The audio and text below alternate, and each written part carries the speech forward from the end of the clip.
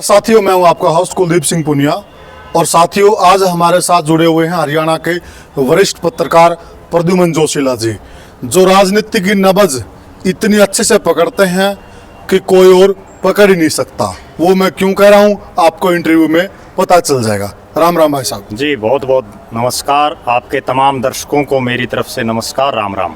भाई साहब, एक तो आप सारा भिवानी कवर करके आए हैं जी तो मैं पहले शुरुआत भिवानी से ही करता हूं। जी, तो क्या लग रहा है आपको भिवानी के बारे में? देखो, भिवानी महेंद्रगढ़ जो लोकसभा क्षेत्र है वो उसमें खास बात तो ये कि 3 जिलों का पार्ट है, जिसमें पूरा महेंद्रगढ़, पूरी दादरी और भिवानी जिले के 3 विधानसभा क्षेत्र। जी, वो सीट जाट बाहुल्य और यादव बाहुल्य 2 कम्युनिटियों का वहाँ ज़्यादा प्रभाव है। वहाँ लगातार पिछली 2 योजनाओं से चौधरी धर्मवीर सिंह बीजेपी की टिकट पर सांसद बन रहे हैं। इस बार भी बीजेपी ने उनको तीसरी बार चुनावी मैदान में उतारा है। हालांकि अभी उस क्षेत्र में, क्योंकि रेतीला क्षेत्र है पूरा लगभग, तो वहाँ पहले सरसों की कटाई थी, अब गेहूं में लोग लगे हुए हैं। जी, तो इक्का दुक्का जगहों पर ही चौधरी धर्मवीर सिंह के प्रोग्राम वहाँ हो रहे हैं। कांग्रेस पार्टी की तरफ से वहाँ कोई गतिविधि अभी तक दिखाई नहीं दे रही है। जबकि जेजेपी ने जिस प्रत्याशी को चुनावी मैदान में उतारा है, राव बहादुर सिंह, जो नांगल चौधरी के पूर्व विधायक हैं, उनका भी चुनाव कहीं कोई उठा तो बहुत दूर की बात है, कहीं वो चुनावी रेस में दिखाई नहीं दे रहे हैं। अभी आज के सिनेरियो में पूरे भिवानी महेंद्रगढ़ लोकसभा में चौधरी धर्मवीर सिंह का ही कुछ ना कुछ थोड़ा बहुत बोलबाला आज के दिन दिखाई दे रहा है, लेकिन उस स्तर पर चुनाव उनका नहीं उठ पाया है जिस स्तर पर एक सांसद प्रत्याशी का चुनाव उठना चाहिए। इसके पीछे क्या कारण मानते हैं आप? इसके पीछे सबसे बड़ा कारण तो ये है कि अभी हरियाणा प्रदेश में 45 दिन के बाद जो है चुनाव होना है, तो बहुत लंबा समय बाकी है। लोकसभा या विधानसभा का चुनाव 15 से 25 दिन के बीच में ही कैंडिडेट ज़्यादातर लड़ते हैं, और इतना लंबा समय। दूसरी बड़ी बात, वो पूरा भिवानी महेंद्रगढ़ लोकसभा क्षेत्र एक ग्रामीण बाहुल्य सीट है, और वहाँ के ज़्यादातर जो मतदाता हैं वो खेती किसानी से जुड़े हुए हैं। तो उस लिहाज से लोग अभी खेतों में हैं। कहीं चौधरी धर्मवीर सिंह जी से भी मेरी बात हुई थी इस विषय में, तो उन्होंने भी यही कहा कि अभी हम भी लोगों को बहुत ज़्यादा जो है परेशान नहीं करना चाहते, क्योंकि वो खेती में जुटे हुए हैं। जब समय आएगा तो गांव के दौरे किए जाएंगे। अभी वो केवल मंडल स्तर पर और पार्टी के पदाधिकारियों की ओर इस तरह से बैठक ले रहे हैं।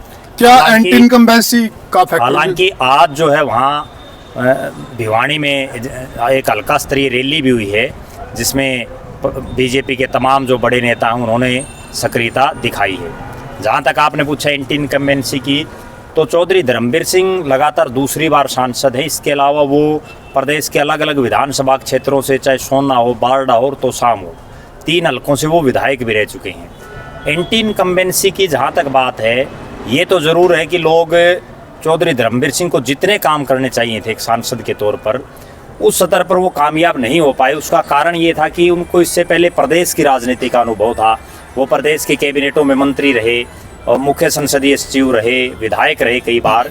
लेकिन चूँकि सांसद बनने के बाद प्रदेश स्तर की कोई योजना वो उस स्तर पर नहीं ला पाए, जिसकी वजह से लोगों में नाराज़गी भी है। दूसरा, वहाँ नाराज़गी का एक बड़ा विषय है, वो ये है कि अभी जो नायब सिंह सैनी ने जो मंत्रिमंडल अपना बनाया, उसमें राव इंद्रजीत का जो खेमा है उसकी पूरी तरह से अनदेखी की गई। ओम प्रकाश यादव जो नारनौल के विधायक थे और विधायक हैं और मनोहर लाल खट्टर जी की सरकार में मंत्री थे, उनको हटा करके राव इंद्रजीत के जो धुर राजनीतिक विरोधी हैं, राव अभय सिंह यादव जो नांगल चौधरी के विधायक, उनको मंत्री बनाया जाना, कहीं ना कहीं जो राव इंद्रजीत के समर्थक हैं वो अभी इस मामले में थोड़ा सा नाराज़ है बीजेपी से। और वो कितना नाराज़ होते हैं और कितनी वोटिंग बीजेपी के खिलाफ या पक्ष में करते हैं, वो आने वाले समय में ही पता चल पाएगा। किसान आंदोलन में कितना असर दिखता है वहाँ पर? देखो, किसान आंदोलन का जो, जैसा मैंने पहले बताया कि 3 जिले हैं, भिवानी और दादरी, 2 जिलों में तो किसान आंदोलन का असर था, लेकिन उस स्तर पर नहीं था जितना सिरसा और अपना कैथल, उसके बाद अम्बाड़ा, कुरुक्षेत्र, करनाल, जो पंजाब के साथ लगता जो क्षेत्र था उसमें था। और महेंद्रगढ़ जो जिला है उसमें कहीं किसान आंदोलन का कहीं कोई भी असर नहीं था। वहाँ ना रोड जाम हुए उस समय, ना उस समय वहाँ कोई धरने प्रदर्शन। वहाँ दरअसल लोगों के पास जो महेंद्रगढ़ का इलाका है, जो मैं जान पाया हूँ, वहाँ लोग पढ़ाई लिखाई में ज़्यादा विश्वास रखते हैं। वहाँ बहुत से आपको सैनिक मिलेंगे लगभग हर गांव में, और शिक्षा का एक हब है महेंद्रगढ़। उस लिहाज से वहाँ आंदोलन का कोई असर नहीं है। सिर्फ दादरी का कुछ क्षेत्र और कुछ क्षेत्र भिवानी का जहाँ थोड़ा बहुत असर है, कोई बहुत लंबा चौड़ा किसान आंदोलन का असर उस क्षेत्र में नहीं है। तो एक जो कई बार सुनने में आ रहा है कि उन्होंने धन्यवादी दौरा भी नहीं किया, वो लोगों से जुड़े नहीं, कुछ इस तरह का भी आपको लगा पब्लिक का? देखो, चौधरी धर्मवीर सिंह को राजनीति में उनको जितना ज्ञान है और जिस ढंग से वो मैनेजमेंट करते हैं चुनाव का, वो इक्का दुक्का ही नेता हैं हरियाणा प्रदेश के। उनके पास अपने वर्करों की एक बहुत लंबी चौड़ी फहरिस्त है। लेकिन 5 साल में वो पिछली बार जब 2014 में वो चुने गए तो भी वो 5 साल लोगों के बीच में नहीं गए। तब जब चुनाव आया उससे पहले वो बार बार यही कहते थे कि मैं लोकसभा का चुनाव नहीं लड़ूंगा, मेरी इच्छा नहीं है चुनाव लड़ने की, मैं तो विधानसभा का लड़ना चाहता हूँ, लोकसभा में मैं लोगों के काम नहीं करवा पा रहा हूँ। उसके बावजूद बीजेपी ने उनको टिकट दे दी। गांव में जब वो वोट मांगने के लिए गए तो कई जगह उनका विरोध भी हुआ।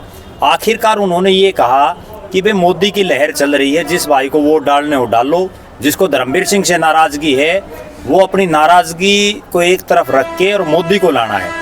सिर्फ इस बात पर उन्होंने 2019 का चुनाव लड़ा। वो लाखों वोटों से जीते, 4 लाख से ऊपर की उनकी जीत थी, पिछले मुकाबले से काफ़ी बड़ी। इस बार भी वो यही बात कह रहे हैं। उनके कई भाषण मैंने सुने जो गाँव में जहाँ जहाँ वो अपने बीजेपी के कार्यकर्ताओं की मीटिंग ले रहे थे कि मोदी जी के नाम पर और कुछ 1-2 प्रोजेक्ट चौधरी धर्मवीर सिंह ऐसे लाने में कामयाब हुए भिवानी के। हालांकि बहुत एरिया में तो वो नहीं ला पाए, लेकिन जो रोड उन्होंने बनवाए, कई नेशनल जो राष्ट्रीय राजमार्ग और जो स्टेट के मार्ग हैं वो बनवाने में वो उस क्षेत्र में कामयाब रहे, जिससे लोगों को बड़ा फ़ायदा हुआ। हालांकि वो एक सीमित क्षेत्र में हुआ। उसके बावजूद जो चौधरी धर्मवीर सिंह का लोगों के बीच में ना जाना कहीं ना कहीं एक बड़ा प्रश्न तो खड़ा करता है। लेकिन उसके मुकाबले जो प्रत्याशी कांग्रेस का आना है, जैसे कांग्रेस की तरफ से अभी श्रुति चौधरी का नाम चल रहा है, वो उनके मुकाबले बहुत कम लोगों से वहाँ ये नहीं है कि श्रुति चौधरी का ज़्यादा जुड़ाव था, उनसे ज़्यादा तो चौधरी धर्मवीर सिंह का आज भी जुड़ाव है। यही कारण है कि वो श्रुति के मुकाबले 2 बार चुनाव जीत गए। अच्छा, एक मुख्य चीज आ रही कि यादव वोट बैंक नाराज है, इसमें कितनी सच्चाई है? नहीं, यादव वोट बैंक नहीं कह सकते। जो राव इंद्रजीत का वोट बैंक है वो नाराज है। यादव वोट बैंक में तो राव अभय सिंह यादव भी मंत्री बनाए हैं। उनका जो क्षेत्र है नांगल चौधरी, वहाँ वोट और ज़्यादा बढ़ेंगे क्योंकि मंत्री बन गया उनका। लेकिन जो राव इंद्रजीत के या रामपुरा हाउस जिसको हम बोलते हैं, राजा राव इंद्रजीत का क्षेत्र, उस रामपुरा हाउस के जो समर्थक हैं वो कहीं ना कहीं नाराज हैं, क्योंकि राव इंद्रजीत को इतना भाव इस बीजेपी की सरकार में नहीं मिल पाया, इतना वेटेज उनको नहीं मिल पाया, जिसकी वजह से कहीं ना कहीं नाराजगी है उस क्षेत्र में। तो साथियों, हमारे साथ है वरिष्ठ पत्रकार प्रद्युमन जोशीला जी ने जो पूरा प्रकाश डाला भिवानी लोकसभा क्षेत्र पर।